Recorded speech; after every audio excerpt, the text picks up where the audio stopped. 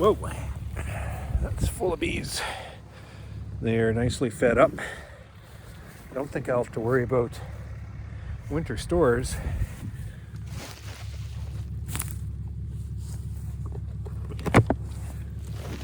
This time of year, we start seeing the true definition of the winter cluster.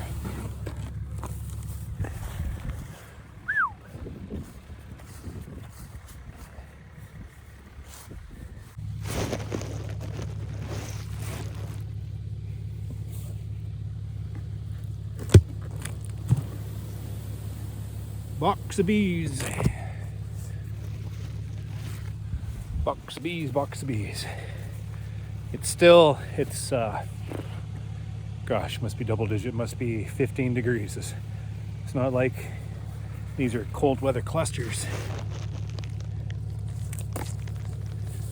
So they will tighten up.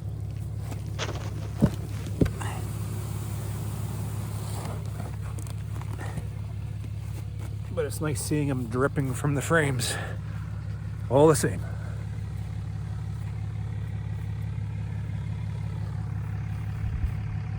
I'd say they're ready for winter. Next week, as soon as this weather passes, we're supposed to get 2 inches of rain here. So I have to get out to the field to get some land work done as the combines are running through the corn. Go through, pull the strips, and then pick some nice days and knock them down with oxalic again. Pointed to winter.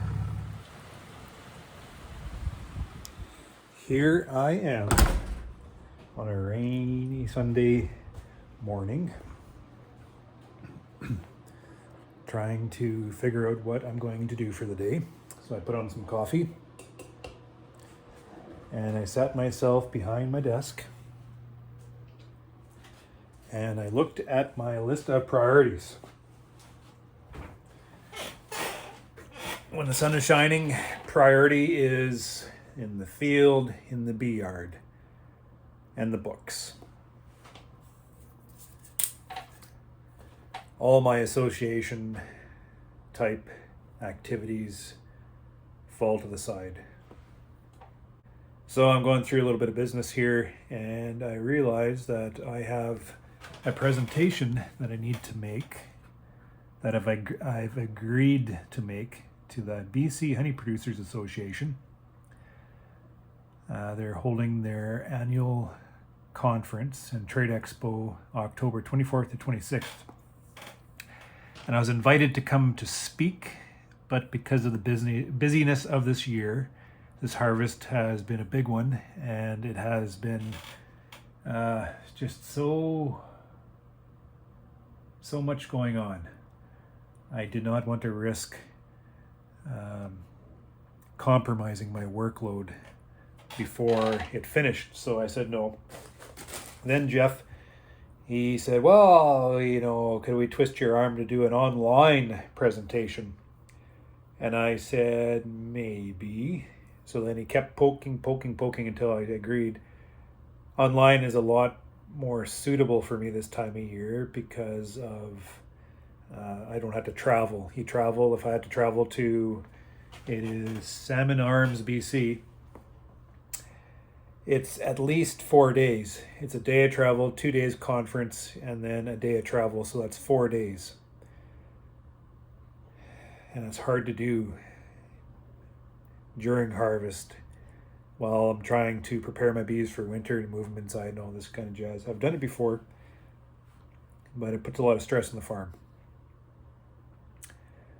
So I'm realizing that I haven't prepared for this at all. And what they've asked me to present on is, their theme is Canada #1, kind of building off that whole negative tone towards Canada recently due to politics, which I'm not going to get into.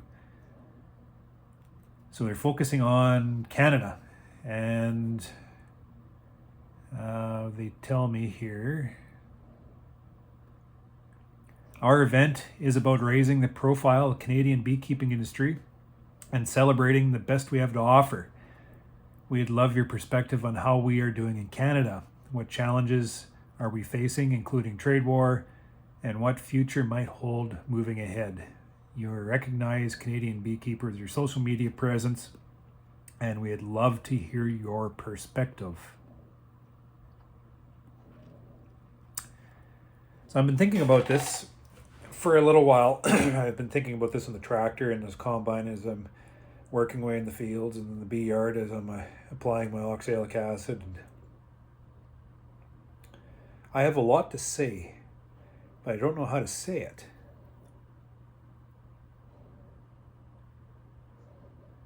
There's a lot that has gone on over these last number of years. When did we start here? 2017, I believe. I was invited out to BC. Actually, they're the catalyst to my, cracking the mold, stepping out of my comfort zone, getting in front of people.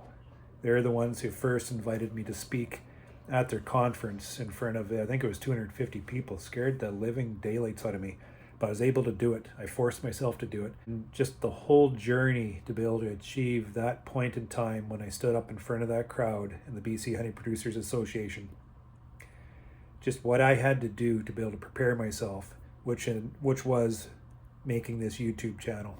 I have a bit of an activist type spirit. I want to engage. I want to champion agriculture is what it is. I always have my entire life. Just I've never been able to step out and in front or in a way where I can provide my input to the conversation. And I've gained a tremendous amount of perspective over these last number of years. 2018, 19, 20, 21, 22, 23, 24, 25. 8 years of engaging myself, standing in front and speaking to people, signing up and participating within my association as a director, building programs, working with beekeepers, listening to beekeepers, representing beekeepers. Now, that alone has been very interesting and extremely difficult. I'm exercising all these aspects within the industry, and I'm coming, as I go through the process and as I'm exposed to the issues, the function, our relationship with government, our relationship with society, our relationship with beekeepers, not only within the province, but right across the country, and then reaching into the greater sense into the United States, and then worldwide. Just kind of submersing myself into the industry and of all these operational dynamics as we're all managing to, ultimately what we're doing is we're managing our livelihoods and just looking for the best path ahead to be able to achieve success in that matter. So I have a lot to say. Just how do I say it? I just don't know how to say it.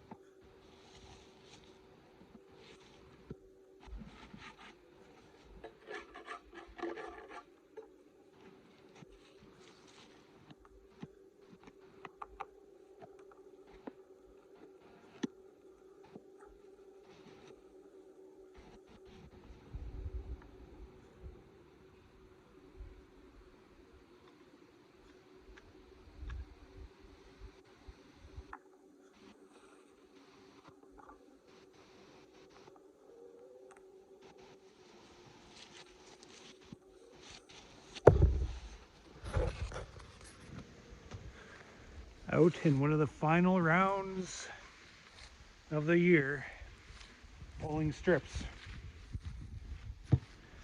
They've been in for the prescribed amount of time. As you can see, they're well used. It's actually been a good fall for the strips. It's been nice and warm, and the bees have been very active. So they've obviously been all over these strips. So exposure is good.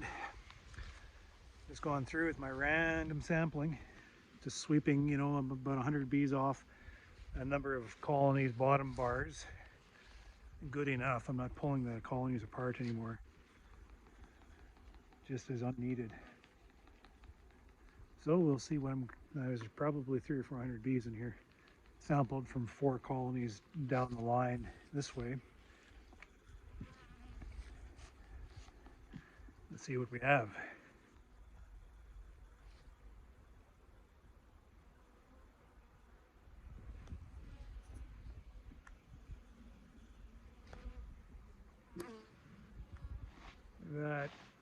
Nope, that's not a mite. It's a piece of wax.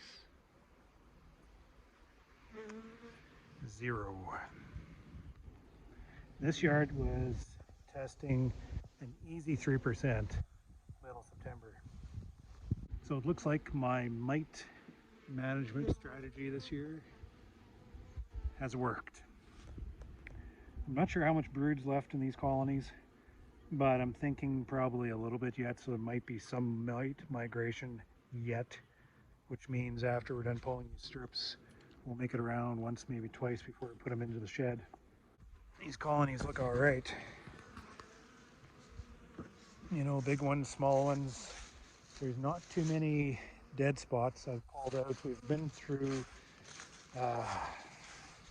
8 yards, and I've pulled out 1, 2, 3, 4, a couple drone layers and a couple empty boxes. So not too bad for my summer call. My estimates were right on the money.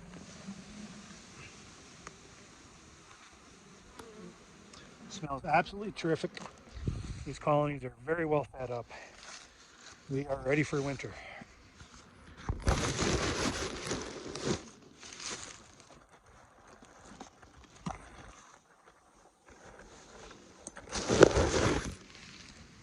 Dripping from the frames.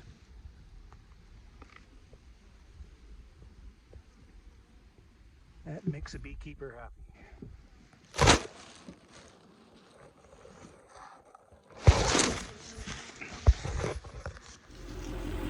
Frosty morning this morning. Truck said -3, so that's 2 nights in a row. We've dipped well below 0.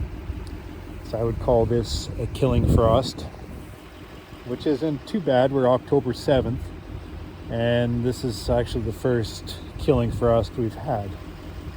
So it's bringing the year to the end. I'm going to take advantage of the cool weather today and move some yards a little bit closer to home. This is one of my field edge yards, tucked in beside a barn, a decommissioned chicken barn. Maybe do some land work this afternoon. Looks like the land is starting to firm up a little bit, but I'll get 1, 2, 3, 4, maybe 5 yards moved a little bit closer to home, just to make our work a little bit more expedient. This is one of my VSH yards.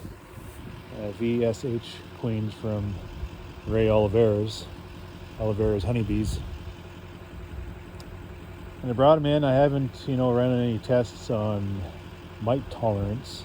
More so interested in their performance, because that's, pretty damn important. You're going to raise bees, they got to perform.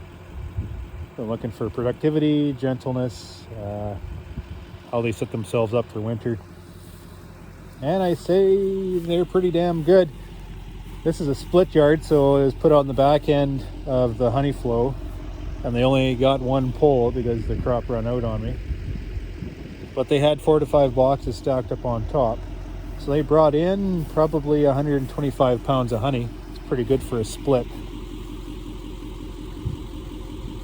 And they're setting themselves up for winter here. Let's take a peek at a few clusters.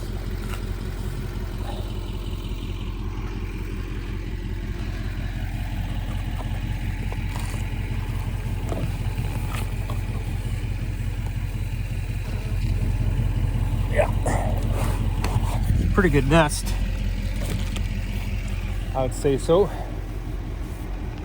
Those are the kind of nests I like to see. And heavy, like a brick.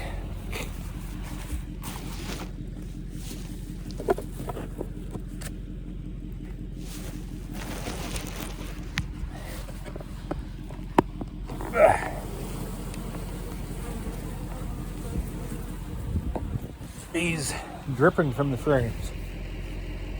So a big cluster like that's going to need a lot of feed over winter.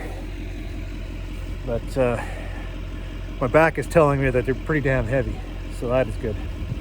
They have nicely fed up.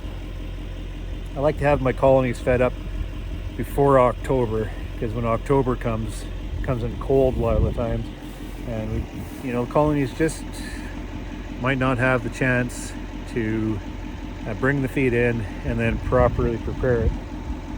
They're shutting down anyway, so we plug them right out. But they're heavy, like a brick. Oh, that's what I want. That's what I want to see. So I'll get these girls back.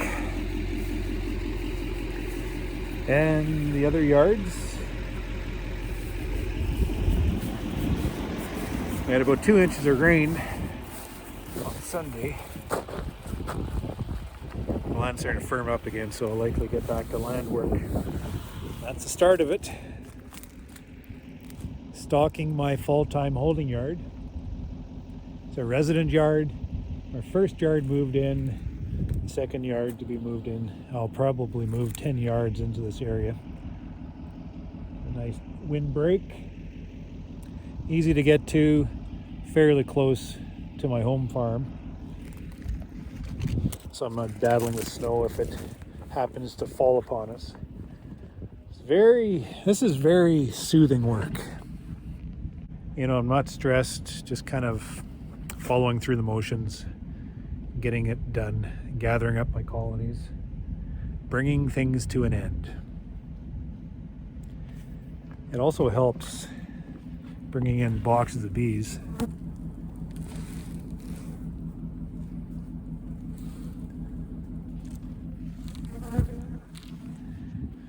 Knowing that I did my job. Boy, I can't wait to get these colonies inside. 10 days, 2 weeks. 2 weeks, turn that cooler on.